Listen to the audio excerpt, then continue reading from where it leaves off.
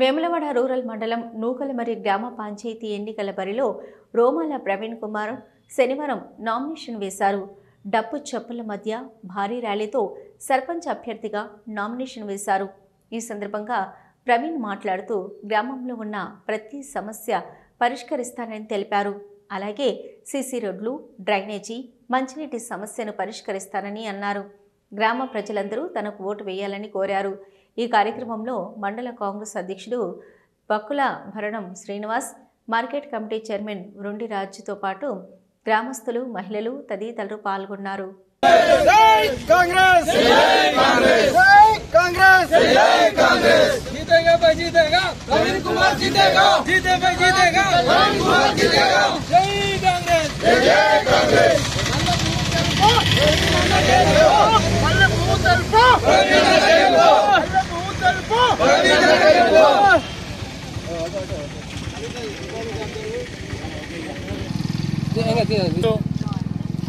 Vemulawada rural మండలం నూకలమరి గ్రామానికి Congress party బలపరిచిన అభ్యర్థిగా నేను సర్పంచ్ పదవికి నామినేషన్ వేస్తున్నాను.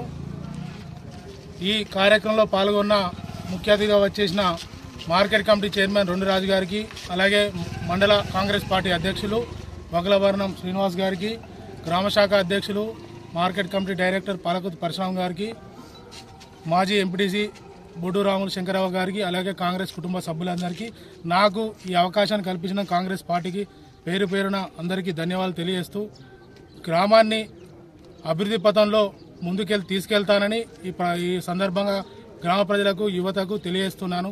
గత 10 సంవత్సరాల కాలంలో ఏం జరిగిందో మీరు ఒక్కసారి ఆలోచన చేయండి. కాబట్టి ఇప్పుడు ప్రభుత్వంలో పెద్దలు గౌరవనీయులు ఆది శ్రీనివాస్ గారు ఇక్కడ ఎమ్మెల్యేగా ప్రభుత్వ వైపుగా ఉన్నారు. రాష్ట్ర ప్రభుత్వం రేవంత్ రెడ్డి నాయకత్వంలో ప్రజాపాలనలో అన్ని పథకాలను ఒక్కొక్కటిగా చేసుకుంటూ పోతున్నాం.